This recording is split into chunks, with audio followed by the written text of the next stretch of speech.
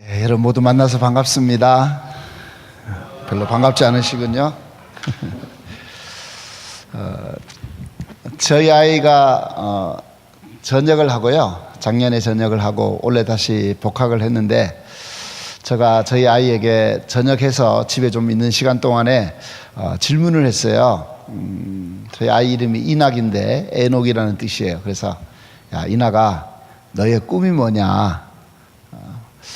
그랬더니만 걔가 갑자기 저를 딱 쳐다보더니만, 아빠, 돈 많이 버는 거예요.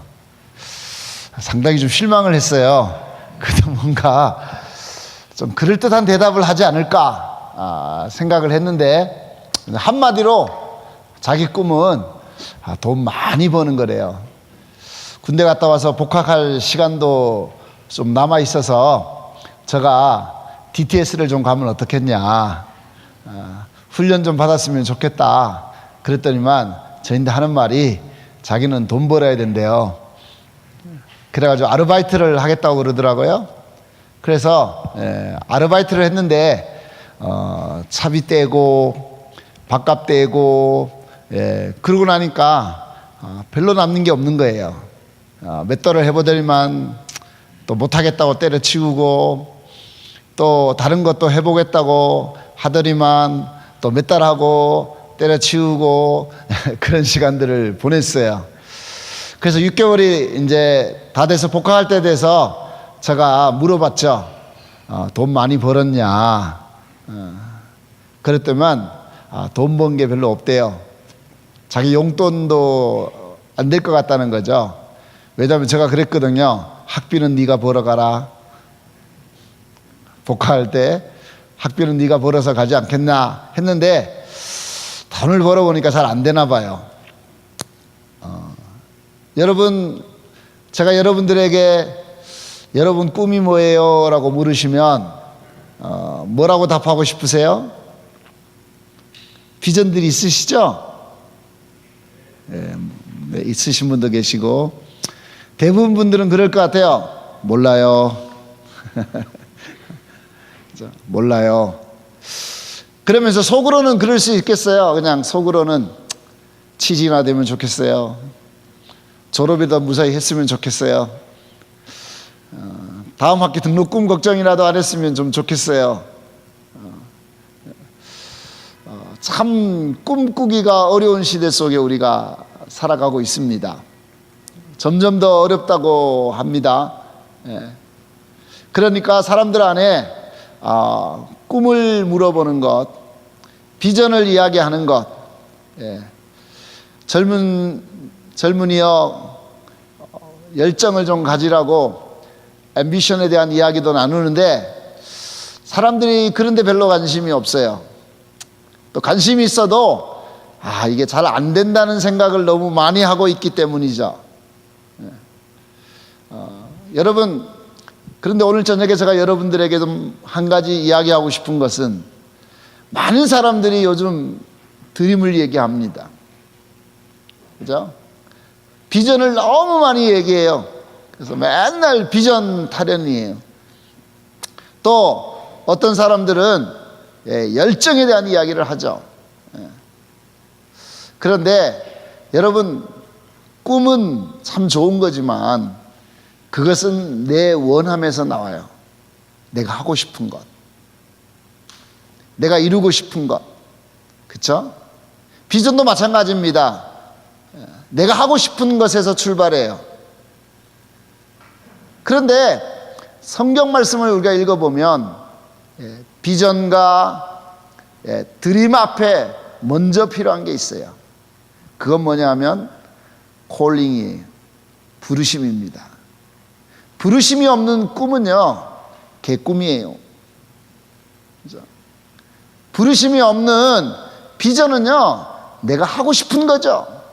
내가 이루고 싶은 것. 그런데 부르심은 싹 좋지가 않아요.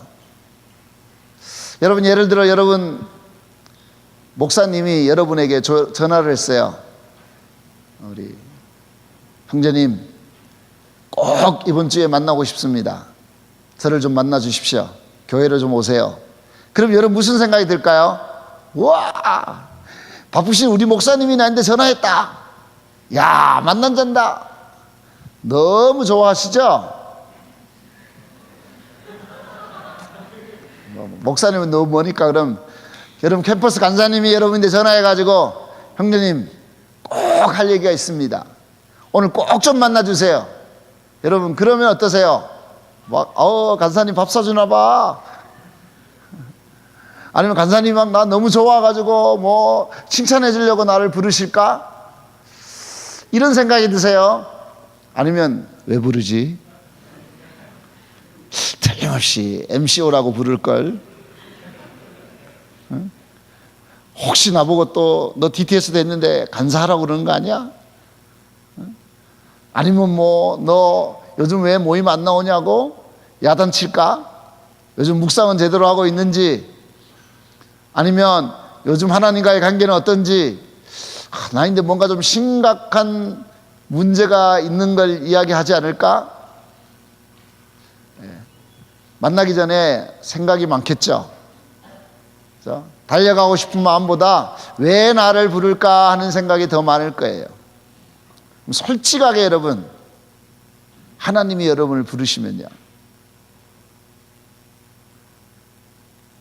막 기쁠 것 같습니까? 와, 드디어 하나님이 이제 나를 알아보시는구나. 드디어 나를 부르시는구나. 하나님이 나를 콜링하시는구나. 그러지 않아요. 걱정이 되죠. 내가 하고 싶지 않는 일을 하라고 하지 않을까? 내가 원하지 않는 일을 시키지 않을까? 하나님이 왜 나를 부르실까? 무엇을 요구하실까?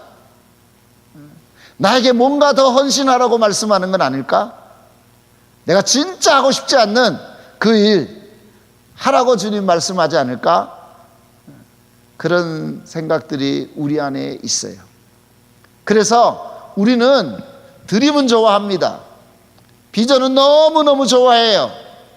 앰비션을 갖고 싶어하는 마음이 우리 안에 많이 있습니다. 그런데요, 하나님이 우리를 부르시는 이 소명은 사람들이 별로 좋아하지를 않습니다. 여러분, 오늘 저는 여러분이 너무 잘 아는 한 사람의 이야기를 좀 하려고 합니다. 여러분, 창세기 12장에 하나님이 아브라함을 부르셨어요. 이야기는 우리가 너무 잘 알고 있죠. 하나님이 아브라함에게 너는 본토 친척 아비집을 떠나서 내가 너에게 지시하는 땅으로 가라라고 얘기를 했어요. 아브라함이 하나님의 부르심을 받고 너무 놀라운 마음으로 순종했죠. 그리고 드디어 아브라함이 가나안 땅에 도착했습니다. 그런데 여러분, 그 다음 얘기는 사람들이 별로 관심이 없어요. 아브라함이 가나안 땅에 도착하고 난 다음에 성경은 이렇게 말합니다. 그 땅에 기근이 들었으므로 아브라함이 애굽에 거류하려고 그리로 내려갔다. 아니, 하나님이 그렇게 부르셨는데, 나이 75세가 된 아브라함을 불렀는데, 아니 하나님이 그렇게 가라고 하는 땅에 갔는데 이 정착해야 되잖아요. 처음에 가서 여러분 뭐 정착할 일이 얼마나 많겠어요? 그러면 하나님이 좀 도와줘야죠. 집도 뭐 집이 없어도 텐트라도 칠 수 있도록, 소떼와 양떼를 칠 수 있는 좋은 뜰도 있고, 꼴을 먹일 수 있는 것도 있고, 안전에 정착할 수 있도록 하나님이 다 준비해 주셔도 전혀 알지 못하는 땅에 가가지고 사는 일은 쉬운 일이 아니죠. 그런데 가자마자 생기는 일이 뭐예요? 기근이에요. 그때 아브라함이 무슨 생각을 했을까요? 내가 제대로 들은 걸까? 진짜 하나님이 나인데 가라는 데가 여기일까? 하나님이 부르신 곳이 이 땅일까? 의심이 들었을 것 같아요. 그래서 아브라함은 결국 그 땅에 거하지 않습니다. 자기가 나왔던 갈대아 우르는 그 당시에 바벨론에서 가장 번창하던 도시였어요. 그 도시와 비슷한 아주 번창하고 있는, 잘 되고 있는 이집트로 내려갔죠. 근데 아브라함이 이집트로 내려가려고 하는데요, 갑자기 자기 부인이 너무 예뻐 보여요. 여러분, 아브라함이 75세였어요. 부인은 10살 어리니까 65세예요. 65세 할머니가 이쁘면 얼마나 이쁘겠어요? 노망이 들었죠? 아니, 그런 생각을 안 하고 지금까지 잘 살았는데 갑자기 하나님이 부르신 곳이 아니라 그냥 이집트로 내려가려니까 걱정이 되는 거예요. 그것도 더 치사한 것은요, 우리 부인이 너무 예뻐서 애굽 사람들이 우리 부인을 무슨 일을 당하면 어떡할까? 우리 부인에게 어떤 어려움이 생기면 어떡할까? 그래서 정말 부인을 위하는 마음 때문에 아브라함이 여보, 안 되겠어. 당신 너무 예뻐서 애굽 사람이 당신을 가만두지 않을 것 같아. 얼굴에다가 숯을 좀 바르자. 그러면 여러분, 그럴 수 있겠죠? 근데요, 이 남자가 얼마나 치사한지, 부인 걱정하는 게 아니고요, 혹시 너 때문에 내가 죽을지도 모르겠다, 이런 걱정을 하는 거예요. 자기 부인 때문에, 자기 부인이 너무 예뻐서 내가 남편이라 그러면 이집트 사람들이 자기를 죽이고 자기 부인을 뺏어갈 것 같다는 생각을 하는 거예요. 걱정을 너무 하죠. 걱정을 앞서서 하잖아요. 그런 일이 닥친 것도 아닌데 그걸 걱정해요. 그래서 여러분, 자기 부인을 배신합니다. 그래서 우리가 부부가 아닌 것처럼, 자매인 것처럼 행동하기로 결정을 합니다.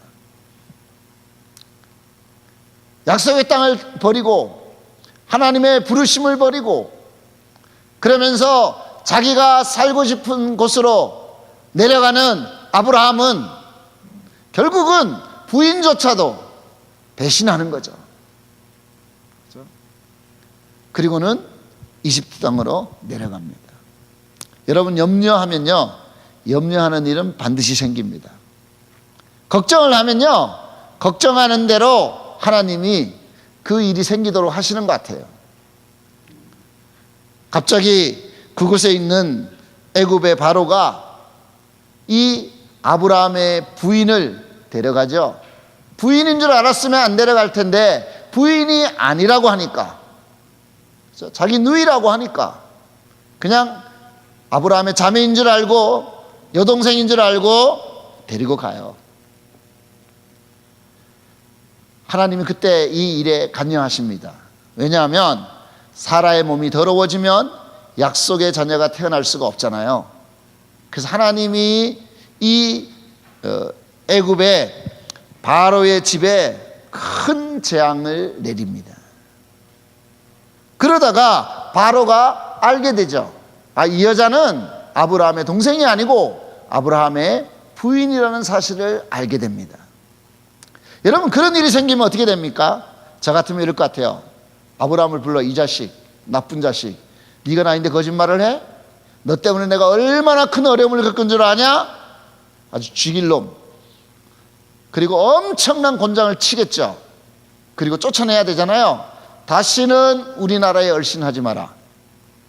너같이 치사하고 나쁜 녀석을 내가 본 적이 없다. 그래야 되잖아요. 근데 내가 보기에는 바로가 미쳤나 봐요. 아브라함을 불러가지고요, 어마어마한 돈을 줘요. 뭘 잘했다고 돈을 주죠? 돈을 주고는 돌려보내요. 성경에 나오는 최초의 돈 버는 방법, 부인을 판다. 그래서 아브라함이 다시 어마어마한 부자가 돼가지고요, 돌아와요. 그런데요, 돈이 없을 때는 아브라함하고 조카 롯이 함께 이곳에 왔잖아요. 조카 롯은 아버지가 일찍 죽어서 아브라함의 남동생의 아들이에요. 그래서 아브라함이 조카 롯을 키워주고 있었어요. 그런데 돈이 없을 때는 정말 서로 의지하면서 함께 사는 것이 너무너무 좋은 시간들이었는데, 돈이 생기니까 가정 안에 문제가 생깁니다. 가족들 간에 문제가 생겨요. 롯의 목자들과 아브라함의 목자들이 서로 다투기 시작하는 거죠. 서로 좋은 꼴을 먹이고 싶어서, 서로 좋은 목장을 차지하기 위해서 계속 분쟁이 일어납니다.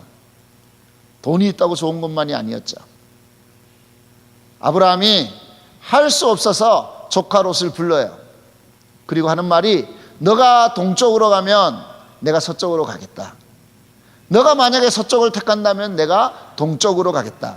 우리 두 사람이 함께 살기가 너무 어려우니까, 너무 우리는 양떼와 소떼가 많아졌으니까 이제 갈라서야 되겠다.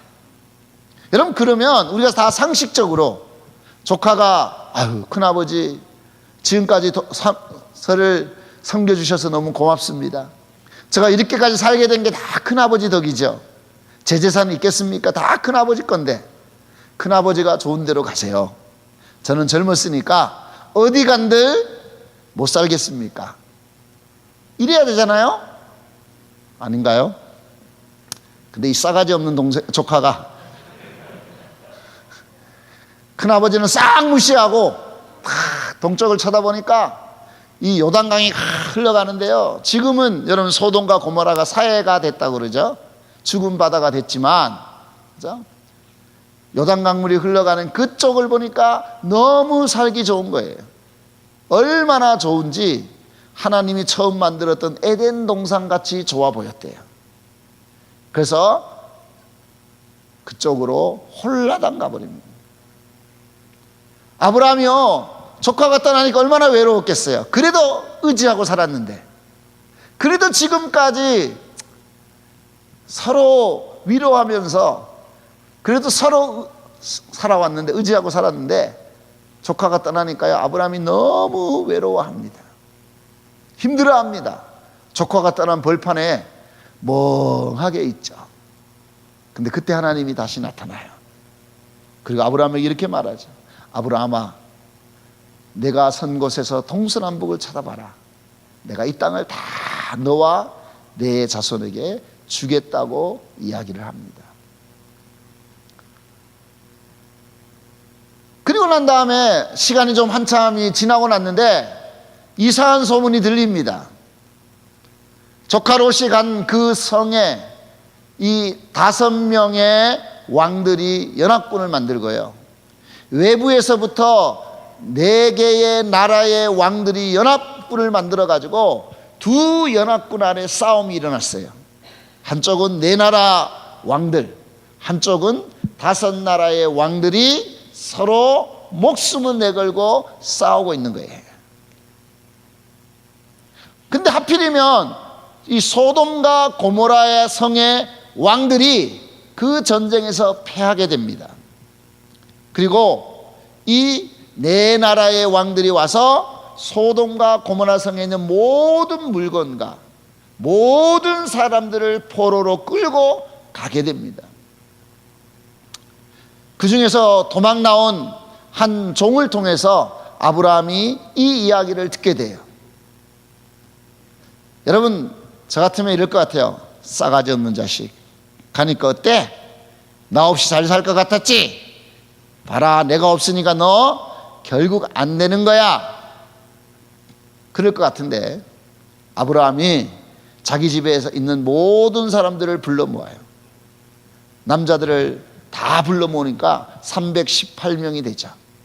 그리고 그 318명을 데리고 갑니다. 연합군대예요. 5개 나라의 왕들이 거대한 지금 군대를 데리고 왔어요. 그런데요, 318명밖에 안 되는 아브라함 한 사람, 나라의 왕도 아니잖아요. 자기 집에 있는 양치는 어중이 떠중이 다 모아가지고 지금 간 거예요. 그리고 밤에 기습해서 공격을 했죠. 그래서 이 군인들이 도망을 가다가 그 주변에 이 원유가 이렇게 모여있는 웅덩이들이 있어요. 여러분, 지금은 우리가 기름이 나오면 굉장히 좋은 땅이지만 그 당시에는 땅 속에서 원유가 나오면 아무 쓸모가 없어요. 먹지도 못하고 냄새는 지독하고, 그리고 그 원유가 호수처럼 고여 있다가 원유가 증발을 합니다. 그러면 뭐만 남을까요? 여기 길가에 보이는 아스팔트, 콜타르라 그러죠. 그 원유 찌꺼기만 남아 있어요. 끈적끈적한, 떨어지지도 않습니다. 아브라함이 밤에 기습 공격을 하니까 이 사람들이 놀라가지고 막 도망을 가다가 지리를 잘 모르니까 그만 원유 이 호수 같은 곳으로 들어가서 발들이 다 빠져버린 거예요. 그 시커먼 게 기름이 묻으니까 뭐 어쩔 수 없어가지고 아브라함이 놀랍게도 그 전쟁에서 승리를 합니다. 318명으로 승리를 해요. 그리고 조카 롯과 빼앗겼던 모든 물건들을 되찾아가지고 아브라함이 돌아옵니다. 그것이 14장의 이야기예요. 그때 이 멜기세덱이라고 하는 살렘왕, 예루살렘 왕이라고 보통 보는데, 어쨌든 멜기세덱이 아브라함에게 떡과 포도주를 가져오죠. 그리고 너에게 이 전쟁을 승리하게 하신 하나님을 찬양하라고 이야기를 합니다. 도망갔던 소돔 왕이 그때서야 그 소식 듣고 돌아와요. 그리고는 아브라함에게 이렇게 말하죠. 아유, 사람만 돌려주고 당신이 뺏은 거니까 재물은 다 가지고 가시라고 이야기를 합니다. 그래서 아브라함이 하는 말이, 너가 나중에 내가 아브라함을 부자 되게 했다. 우리말은 치부라고 하죠. 이를 치자에다가 부할 부자예요. 내가 아브라함 부자 되게 만들었다는 그런 이야기 나는 듣고 싶지 않습니다. 그래서 아브라함이 이 신발끈 하나 취하지 않고요, 물건과 사람을 다 돌려주고 아브라함이 이제 자기 집으로 돌아오게 됩니다. 그런데 여러분, 이때에 놀라운 것은요, 여러분, 아브라함의 그때의 나이가 75세에서 10년의 시간이 지나고요, 아브라함의 나이가 딱 85세 되는 해였어요. 10년이 지난 거예요, 벌써. 그 10년 동안에 이집트 내려갔다 오고, 조카 롯과 헤어지고, 조카 롯을 구원해주고, 그런 일들이 아브라함에게 있었던 거예요. 그런데 10년의 시간이 지났는데 다시 하나님이 아브라함에게 나타나십니다. 오늘 우리가 창세기 15장 말씀을 좀 보고 싶습니다. 창세기 15장입니다.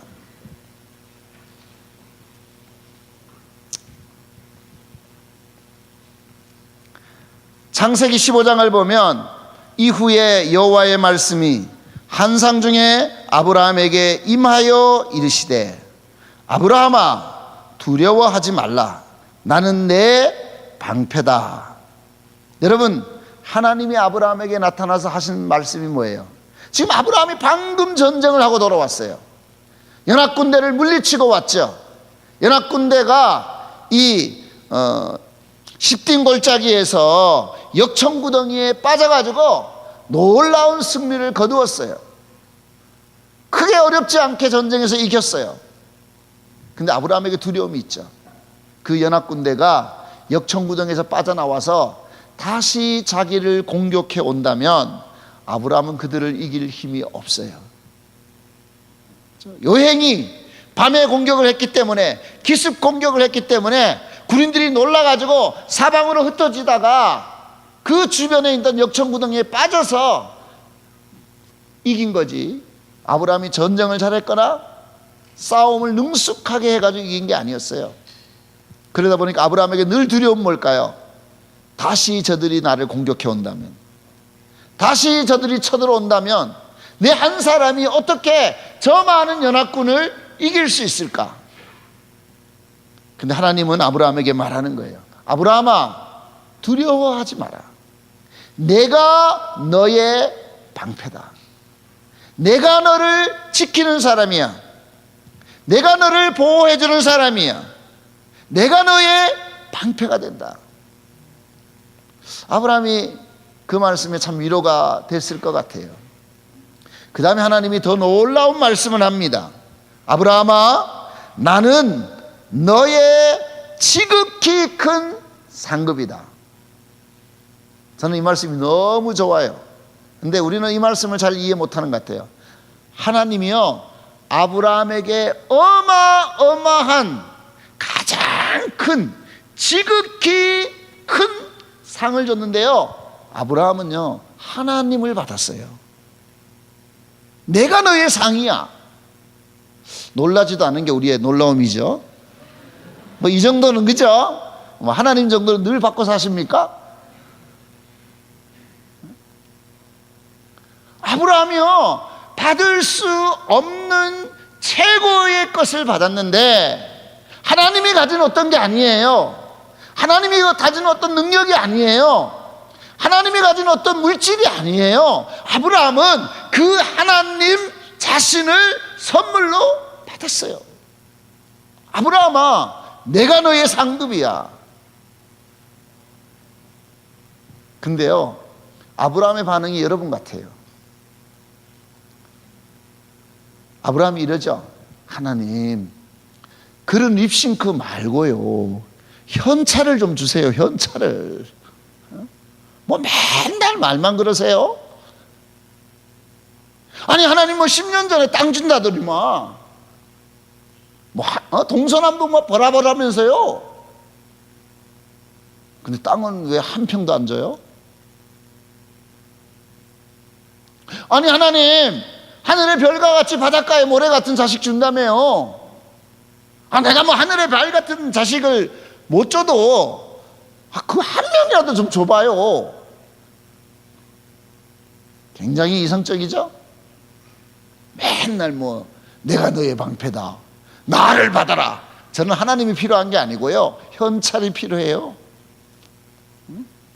저는 하늘의 별 같은 자식이 필요하지 않고요, 그냥 한 명이라도 내 자식이 있었으면 좋겠어요. 전혀 반응이 없는 게 죄송합니다. 그러면서요, 여러분 15장 2절에 보세요. 아브라함이 이르되 주 여호와여, 무엇을 내게 주시려 하나이까? 여러분 얼마나 웃겨요. 내가 네 상급이다, 나를 줄게. 그죠? 아브라함이 하나님을 받았는데 하나님 보고 뭘 주시려고요? 뭐 좀 줘봐요.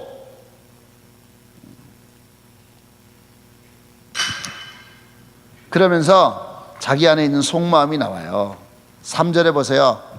주께서 내게 씨를 주지 아니하셨으니, 아이고 뭐 하늘의 별같이 바닷가의 모래같이, 뭐 주님 하나님은 늘 그런 말씀하시죠. 그런데 뭐 하나님 요즘 바쁘시죠? 시간도 없으시고, 뭐 저 같은 인간 돌아볼 시간이 있겠어요? 아유 뭐 예, 하나님 이해합니다. 충분히 이해합니다. 뭐 예, 안 주셔도 됩니다. 하늘의 별 같은 자식 됐습니다. 그만하면 됐어요. 뭐 MC가는 회비라도 대주면 좋겠지만 뭐 됐습니다, 주님. 아유 뭐 내가 취직은 바라지도 않고요, 그냥 알바 자리라도 하나 됐으면 좋겠는데, 주님 됐어요. 바쁘시죠? 좀 시간 없죠? 네. 뭐 준다면서요, 뭐 말만 그냥 뭐. 제 얘기가 아니고 성경 얘기예요. 너무 저를 우습게 바라보지 마세요. 그러면서 이렇게 얘기해요. 나는 자식이 없습니다. 그 말은 뭐예요? 안 주셨으니까 당신 10년 전에 준다며. 막 엄청 큰 소리 치더만 막 본토 친척 아비 집단 하라고 막 나 부를 때 내가 알아봤어야 되는데. 우리 간사님들은 뭐 그럴지 모르겠어요. 막 간사를 위탁하면 막 거의 막 그죠? 막 벤츠 탄 형제가 막 나타나서 나를 도와줄 것 같았는데, 막 벤츠는 그냥 10년 지나도 막 형제는 오대 간 데가 없고, 그죠? 죄송합니다.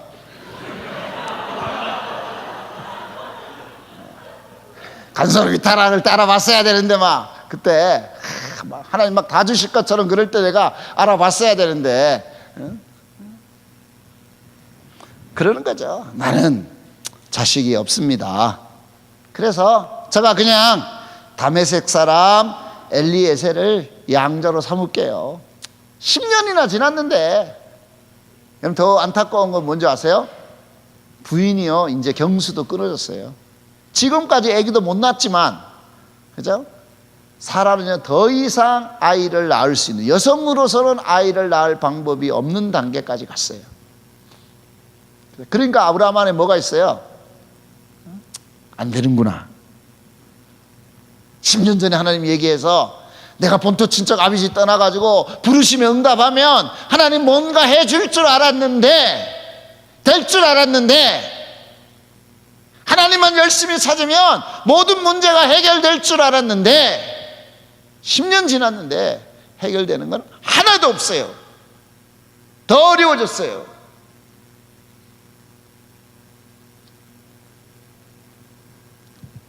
그래서 얘기하는 거죠.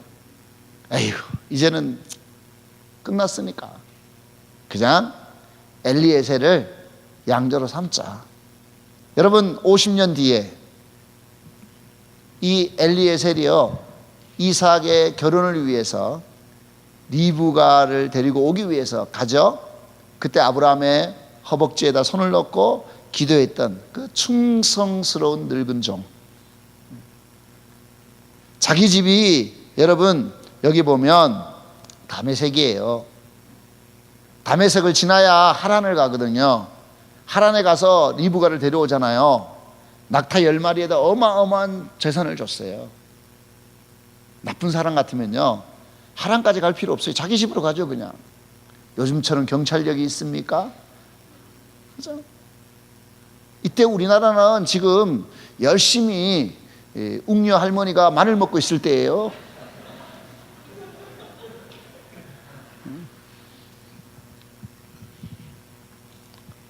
그런데요, 이 엘리에셀은요, 평생을 그렇게 아브라함을 섬겼어요. 도망가지도 않고. 그래서 아브라함이 그냥 젊은 날에 제 정도면 그냥 양자 삼고 살면 되겠다. 딱 한 가지는 뭐죠? 하나님의 약속에 대한 불신이죠. 그렇죠? 안 주시니까, 안 되니까 이제는 깨끗이 포기하는 거죠. 그런데 하나님이요, 그 아브라함에게 다시 말합니다. 여호와 말씀이 4절에 보세요. 그에게 임하여 이르시되 그 사람이 내 상속자가 아니라 내 몸에서 날 자가 내 상속자리라. 내 몸에서 날 자가 너의 상속자가 되리라. 그리고요, 그를 이끌고 나가세요. 그리고 또 별을 보여줘요. 별 하나 나 하나, 별 둘 나 둘, 별 세라. 그리고 너의 자손이 이와 같으리라. 여러분, 아브라함이 이때 마음이 어땠을까요? 하나님이 우리의 보호자가 되시고, 하나님이 아브라함아 내가 너의 지극히 큰 상이라고 말할 때도 아브라함이 뭐라 그랬어요? 하나님, 나는 자식이 없어요. 하나님 10년 전에 약속했잖아요. 근데 이루어진 건 아무것도 없어요. 저 이제 포기하고 싶어요. 그냥 엘리에셀 상속자 샀고 저 그냥 보통 사람처럼 살아갈게요. 10년의 시간이 지났다고요. 하나님, 저 너무 오래 기다렸거든요. 여러분, 아브라함 평생 동안에요, 하나님 주신 땅이 뭔 줄 아세요? 사라 죽고 막벨라 동굴 하나 산 거밖에 없어요. 그렇죠? 그도 사라 죽은 다음에 아직도 50년 뒤에 일어날 일이에요. 거기다가 더 안타까운 건 뭔 줄 아세요? 하늘의 별 같은 자식 주지 않으셨어요. 하나님, 이삭 하나 그 한참 뒤에 주죠. 그러니까 아브라함이 절망하는 거예요. 환경과 여건과 주님의 부르심과 말씀과 내 삶의 괴리가 너무 큰 거예요. 주님의 말씀은 분명한데, 자기를 분명히 부르셨는데, 그리고 그 말씀에 순종해서 하나님 말씀 앞에 10년 동안이나 아무 아는 사람 없는 그 허벌판에 홀로 남아 있었는데,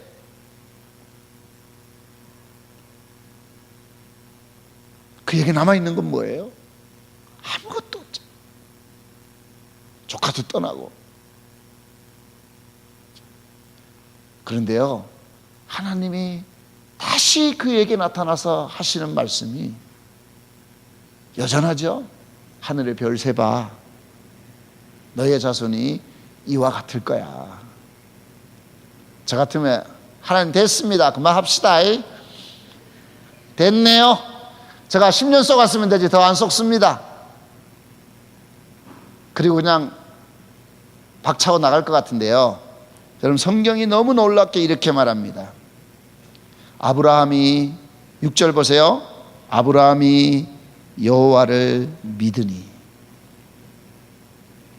아브라함이요 다시 믿었대요. 아브라함이 여호와를 믿으니 여호와께서 이것을 그의 의로 여기셨다. 아브라함이 믿을 수 없는 그 상황 가운데서 너무 힘들고 어려운 10년의 시간이 지난 그 허벌판 한가운데서 하늘의 별을 바라보며 숫자를 세라고 하는 그 하나님 앞에서 자식 하나 낳지 못하고 부인은 경수가 끊어지고 이제는 삶의 소망이 하나도 없는 그 상황 가운데서 하나님이 다시 말씀하니까 아브라함이 믿었대요. 그러니까 하나님이 이렇게 말합니다. 너 참 의롭구나. 여러분 오해하지 마세요. 아브라함은 생활이 거룩하고 죄가 없고 깨끗해서 의인이 아닙니다. 우리가 오해하지 마세요. 내가 캠퍼스에서 다른 사람들보다 훨씬 더 거룩하고, 내가 훨씬 더 다른 사람보다 잘나고, 내가 다른 사람보다 훨씬 더 바르게 윤리적으로 도덕적으로 캠퍼스 안에서 살기 때문에 하나님이 여러분을 의롭다고 말씀하지 않으세요. 하나님 우리 한 가지 보는 거예요. 너 참 나를 잘 믿는구나. 너는 참 의롭다. 믿을 수 없는 상황 가운데서, 의지할 수 없는 상황 가운데서 10년의 시간이 지나서 속을 대로 속았다고 생각하는 그 시간에 아브라함은 하나님을 믿었다는 거예요. 다시 시작하는 거예요.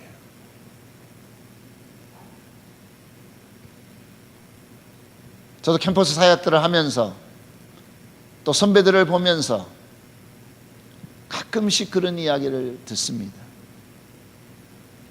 내가 캠퍼스에서 열심히 사역하고, 열심히 내가 모임하고, 열심히 내가 하나님 말씀 듣고, 그렇게 한 결과가 뭔가? 차라리 그때 더 도서관에서 공부를 했으면,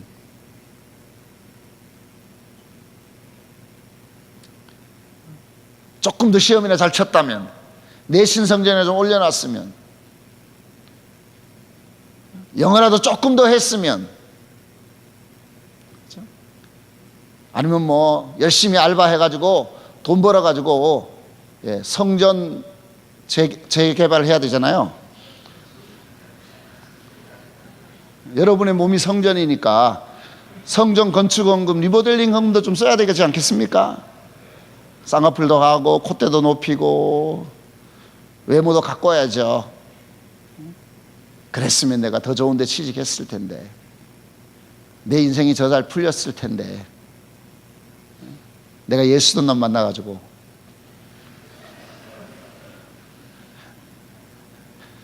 내가 4년 내 MC 가가지고 얻은 거 하나 없다. 야 4년 기도해도 방언 안 되더라. 뭐 이런 사람도 있어요. 뭐 하나님 뭐 줘야지. 내가 이렇게 캠퍼스 열심히 했으면, 내가 열심히 섬겼으면, 야, 저 선배 봐라, 캠퍼스 저렇게 열심히 리더하고 열심히 섬기니까 봐라, 막 취직 쫙쫙 되잖냐. 뭐 그래야지 하나님 영광 되는 거 아니에요? 지금 반응이 전혀 없으시군요. 스트레스만 받고 막. 그래서 찬양을 이렇게 하죠. 주님 내가 여기 있사오니 죄를 보내소서. 저는 여기 있겠습니다. 저 사람을 쓰시옵소서. 주께서 높이 앉은 보좌에 앉으셨는데 주님 계속 거기 계십시오. 저는 여기 있겠습니다.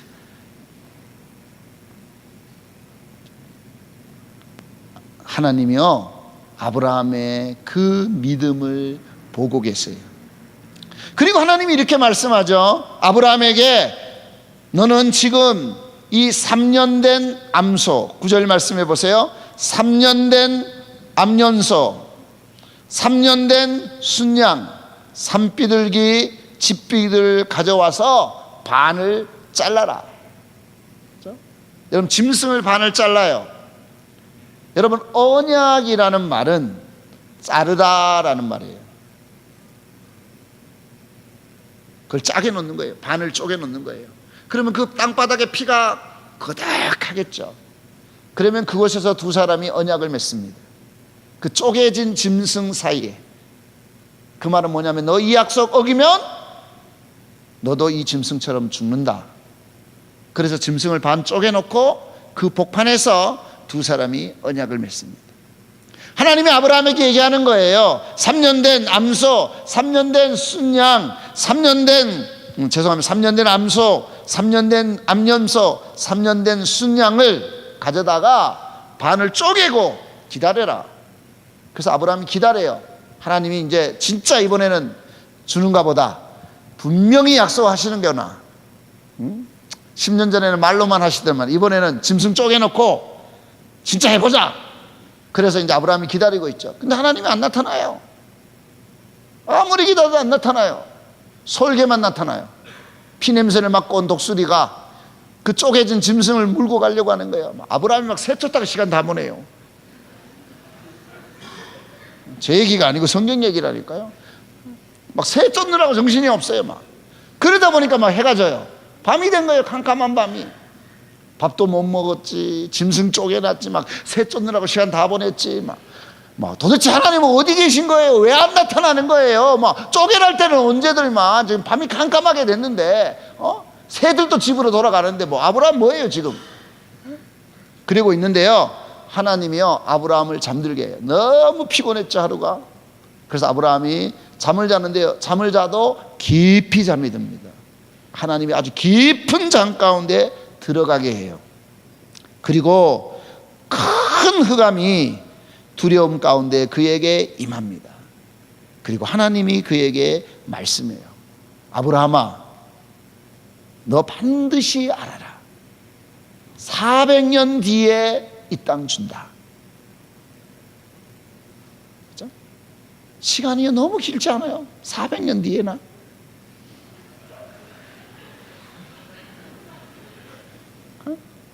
지금 줘도 될까 말까인데 400년 뒤에 자기가 죽어서 4대, 그죠? 내가 죽고 내 아들이 죽고 내 손자가 죽고 그 다음 대에 가야지만, 그죠? 맞잖아요. 이삭, 여기 하나님이 4대라 그랬어요. 그죠? 이삭, 야곱, 요셉 때야 가야만 가능한 일이라. 그러면서 하나님 뭐라 그래요? 400년 뒤에 너에게 이 땅을 줄 거다. 그러면서 뭐예요? 하나님이 햇불로 17절에 보세요. 나타나고 하나님이 아브라함과 언약을 맺습니다. 왜 하나님이 아브라함이 살아있는 게 깨어있을 때 아브라함과 같이 언약을 안 맺고 하나님만 그 쪼갠 짐승 사이를 지나갔을까요? 하나님이 무슨 말 하는 거예요? 나 약속 지킨다. 내가 이 약속 어기면 내가 죽겠다. 이 짐승처럼 내가 쪼개진다. 그렇게 하나님은 약속하세요. 그래서 하나님만 지나가요. 근데 왜 아브라함을 재웠을까요? 너무 기간이 멀어서요? 너무 힘들어서요? 여러분, 그 이유가요 16장에 나와요. 아브라함이 하나님과 그렇게 언약을 맺고 기분 좋게 집에 갑니다. 시간이 다 돼가긴 한데 걱정이네요. 부인이 기다리고 있어요. 여보, 사라가 말하죠. 어디 갔다 왔어요? 내가 오늘 하나님 만나고 왔지. 아, 그래요? 내가 하나님께 오늘 좀 따졌다. 10년 동안 뭐 했냐고? 그랬더니 하나님이 반드시, 내가 엘리에셀을 양자 삼는다니까 하나님 말하기를 너의 씨에서 상속자가 날 거라고 얘기했어. 내 씨를 통해서 자식을 준대. 그러니까 사라가요, 아이고 당신은 좋겠다, 나는 끝났는데. 하나님이요, 아브라함의 씨와 사라의 몸을 통해서 자식 준다고 얘기 안 했죠? 그런 얘기를 못 들은 것 같은데? 보세요, 당신 씨는 살아있고 나는 죽었어요. 그래서 나는 안 돼요. 여러분 성경을 잘 보면요, 사라가요 아브라함을 바꿔버립니다. 저는 안 되거든요. 저는 이제 아기를 못 낳아요. 그러니까 내 종 하갈과 첩으로 받아들여서 하갈을 통해서 아이를 낳으세요. 당신 씨에서 태어난다 그랬으니까 당신 씨면 되는 거 아니에요? 거기 내 이름은 없잖아요. 여러분 얼마나 인간적입니까? 얼마나 사람이 이 잔머리를 쓰는지.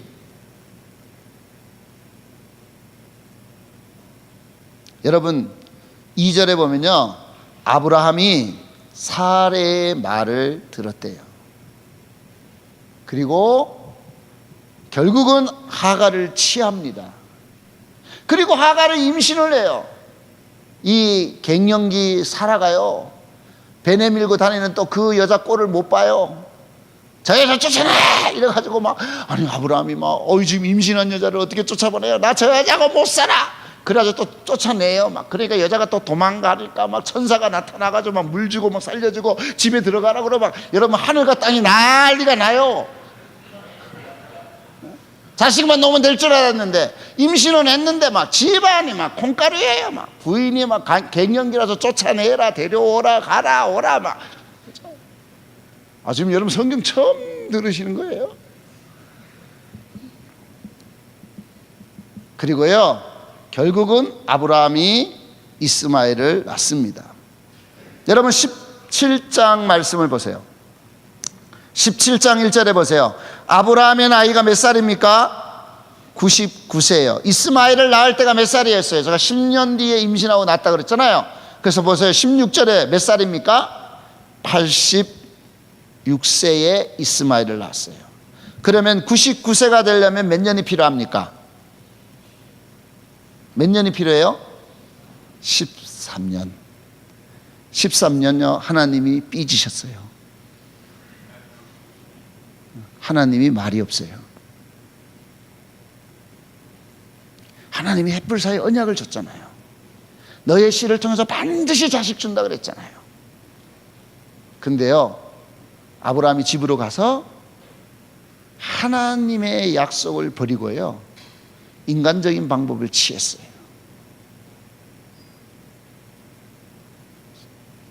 잔머리 써가지고 자식만 낳으면 문제가 다 해결될 줄 알았죠. 해결이 안 되는 거예요. 여러분 정말 두려운 게 뭔지 아세요? 하나님이 차라리 아브라함을 불러가지고, 이 자식 내가 그래라 그랬어? 내가 햇불 가지고 언약까지 해줬더니만 집에 가서 뭐 처벌 들여? 그래가지고 애를 낳아. 이 죽을 자식 엎드려, 일어서 앉아, 엎드려, 막 얼차례를 막 주고, 정신 안 차려? 너 정말 그렇게 살 거야? 내가 믿는다고, 너 의롭다고까지 얘기해줬는데 어째 너가 그럴 수 있어? 여러분 야단이라도 치면요 좋아요. 하나님이 말이 안 하세요. 아무 말이 없어요. 잘했는지 못했는지. 요즘 말로 묵상해도 계시가 없고요, 기도해도 응답이 없고요. 13년의 시간이 지난 10년보다 몇 배나 어려운, 하나님 없는, 하나님 아무 말씀이 없는 그 침묵의 시간들이 흘러갑니다. 사랑하는 형제자매 여러분, 정말 두려운 게 뭔지 아세요? 내가 예배도 드리고, 내가 캠퍼스 모임도 나가고, 내가 기도도 하고, 내가 지금까지 해오던 종교적인 모든 일들은 행하고 있는데 주님의 임재는 없어요.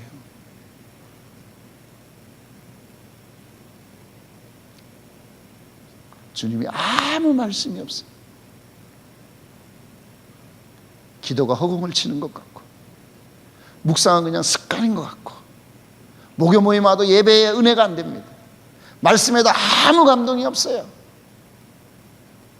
내 깊은 곳에서 하나님 어디 계세요? 하나님 왜 말이 없으세요? 차라리 저를 잘못했다고 야단을 치세요. 하나님 차라리 저를 잘못했다고 때리기를 하세요. 아니면 하나님 저를 그냥 호되게 책망이라도 하세요.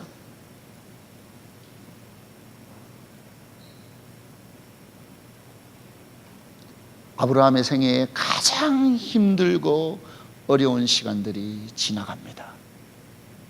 인간적인 방법으로 자식은 낳았어요. 자식도 무럭무럭 자랍니다. 이제 문제가 해결되었습니까? 자식을 얻었으니까 이제 아무 걱정이 없습니까?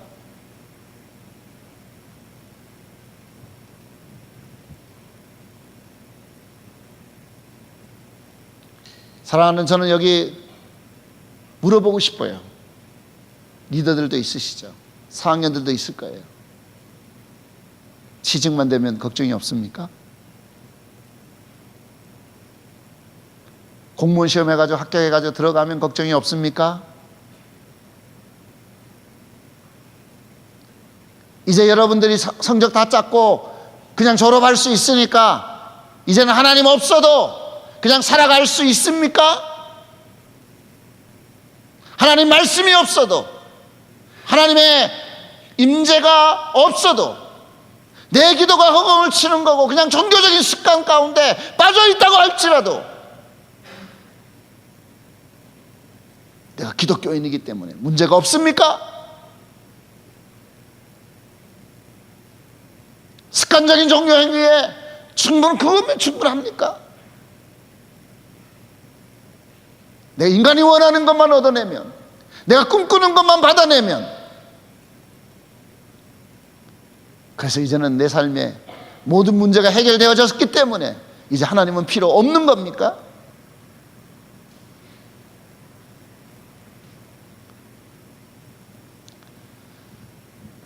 (13년의) 시간이 지나가고 하나님이 다시 아브라함에게 나타나십니다. 그리고 하나님이 이렇게 말해요. 나는 전능한 하나님이다.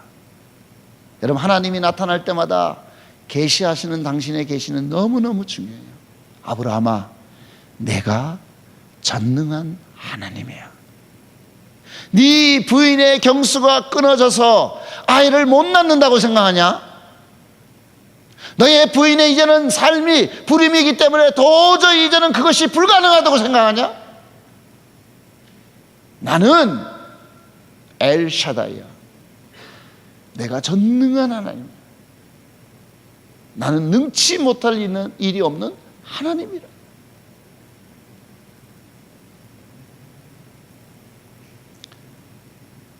너는 내 앞에서 행해라. 너는 완전해라. 사람 말 듣지 말고, 사람의 얘기 듣지 말고, 사람 따라가지 말고, 너는 내 앞에서 정결한 짐승. 여기 완전하라는 말은 탐임이라는 말이에요. 정결한 짐승. 내 앞에서 완전해라. 주님이 다시 말하죠. 내가 너와 언약을 맺겠다. 내가 너를 크게 번성하게 할 거야. 이스마엘이 아니야. 여러분, 성경이 뭐라고 말합니까? 아브라함이 하나님 앞에 드디어 엎드립니다. 감사합니다. 끝날 때 됐다고 알려주셔서.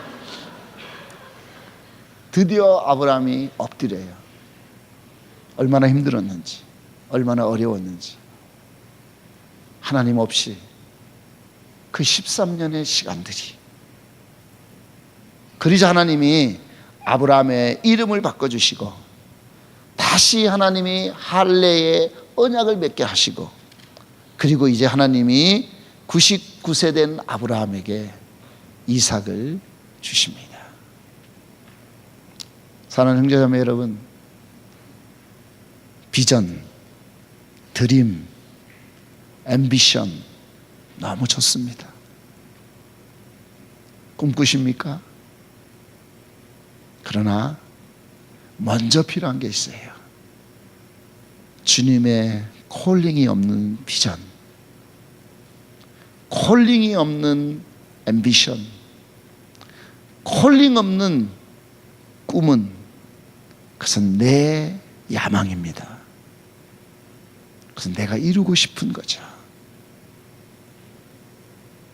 그러나 그 비전은 쉬운 일은 아니에요.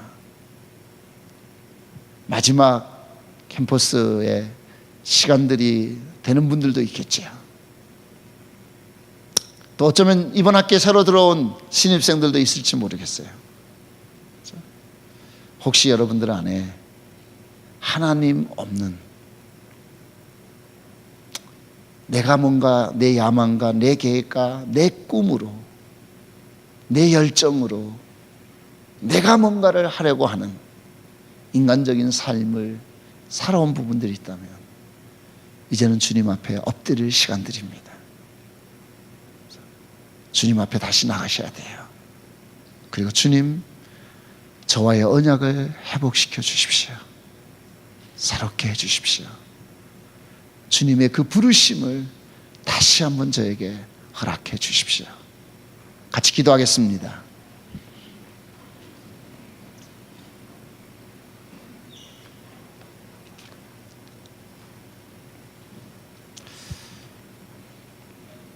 이 시간 우리가 다시 한번 좀 기도하고 싶습니다. 혹시 여러분 삶 가운데 아브라함과 같은 삶을 살고 있는 분은 없습니까? 하나님이 나에게 이런 비전들을 주셨었는데, 하나님이 나에게 이런 꿈들을 주셨는데 왜 내 인생은 캠퍼스 4년이 지나가고 아브라함처럼 10년이 지나가도 아무것도 이루어진 것이 없고,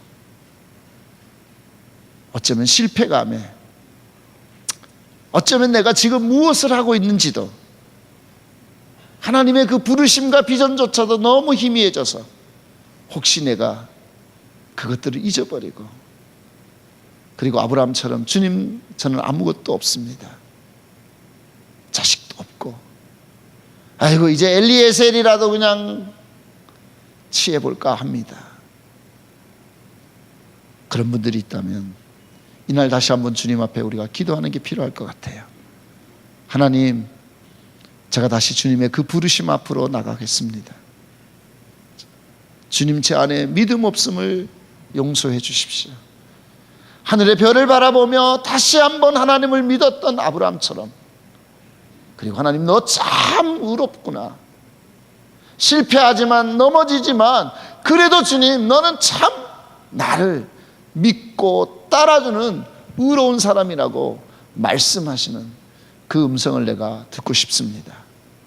이 시간 좀 우리가 주님 앞에 함께 기도하도록 하겠습니다. 오 하나님 아버지, 이날 저녁에 우리가 다시 한번 주님의 그 보좌 앞으로 나아갑니다. 주님,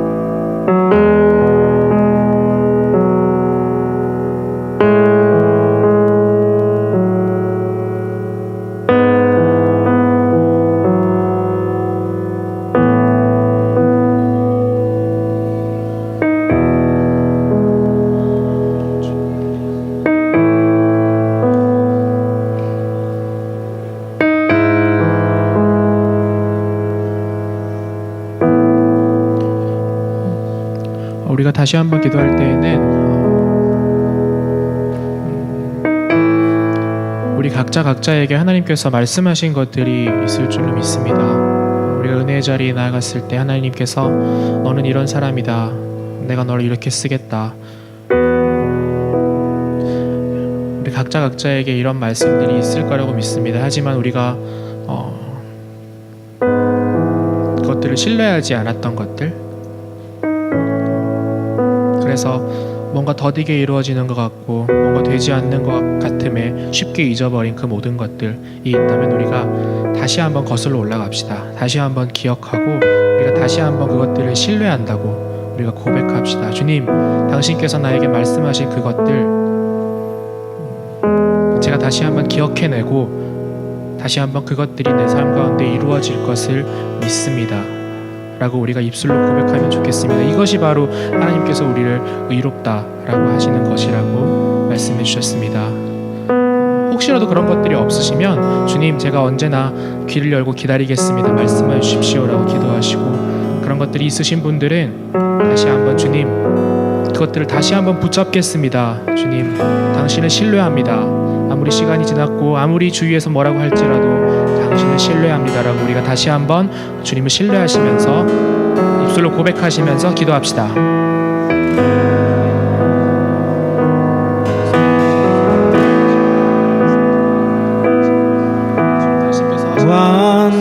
완전하신 나의 의의 길로 날 인도하소서. 행하신 모든 일 주님의 영광 다 경배합니다.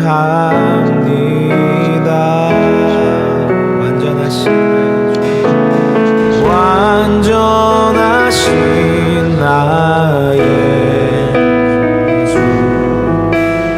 의의 길로 날 인도하소서.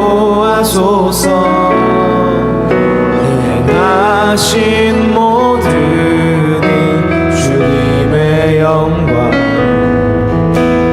다 경배합니다. 예배합니다. 찬양합니다. 주님만 날 다스리소서.